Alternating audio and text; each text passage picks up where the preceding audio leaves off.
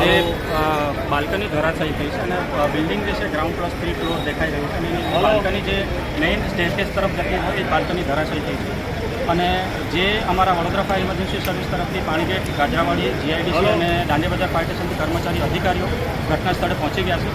એમને અમારા લેડર દ્વારા સુરક્ષિત રીતે ઉતારી રહ્યા છે, પ્લસ અમારું જે જીઆઈડીસી ફાયર સ્ટેશનનું ફ્રન્ટો સ્કાયલિફ્ટ 45 મીટર એ પણ આવી ગયું છે, એના દ્વારા અમે એમને કેજ દ્વારા ઉતારી લઈશું। હાલ ફિલહાલ એ બ્રોન્ટોને ઓપરેટ કરવા માટે જે જીપીના જે તારો છે, વાયરો છે એ નડી રહ્યા છે, એ પ્રક્રિયા ચાલુ છે। બધા સેફ છે, સુરક્ષિત છે અને અમે બધાને સુરક્ષિત રીતે સ્થળાંતર કર્યા છે। કેટલા હજુ કોઈ અંદર ફસાયેલું છે? હજુ પણ એક જે 2 ઘર છે એની અંદર પરિવાર છે, બાળકો જાણવા મળ્યું છે, બાળકો છે, પરિવાર છે, ફેમિલી છે, એમને ઉતારવા માટે અત્યાર સુધી જે મકાન દેખાઈ રહ્યા છે ફર્સ્ટ ફ્લોર, સેકન્ડ ફ્લોર, એ બધા જે મકાનોમાંથી અમે રેસ્ક્યુ કર્યા। અચ્છા, એ ટ્યુશન ક્લાસીસનું પણ બોર્ડ મારેલું છે, અંદર કોઈ બાળકો અભ્યાસ માટે આવ્યા હતા એવું કશું હતું?